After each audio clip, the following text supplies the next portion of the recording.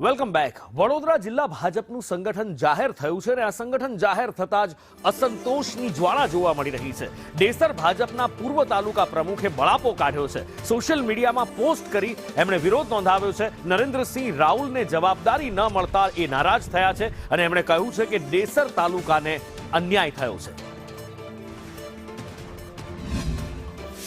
તમામની જગ્યાએ જ્યારે આ તાલુકાના કાર્યકરોનું, તમામ જ્ઞાતિના કાર્યકરોનું જ્યારે અવગણના થતી હોય ત્યારે એક પૂર્વ ભારતીય જનતા પાર્ટીના પ્રમુખ તરીકે મારે કહેવું તો પડે જ કે આ અમને અન્યાય થયો છે.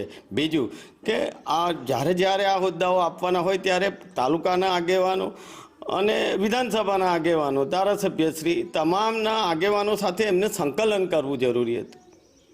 બસ વડોદરા સિટીમાં જ બધાને આપી દેવાના. પણ ઘણા ખરા જૂના કાર્યકરો અને આજ્ઞાંકિત કાર્યકરો જેઓ સમર્પિત ભારતીય જનતા પાર્ટી છે એને તદ્દન અવગણના કરી છે. આજે લીધા છે, નો ડાઉટ સારું કામ કરશે અને પરિવર્તન એ નિયમ છે.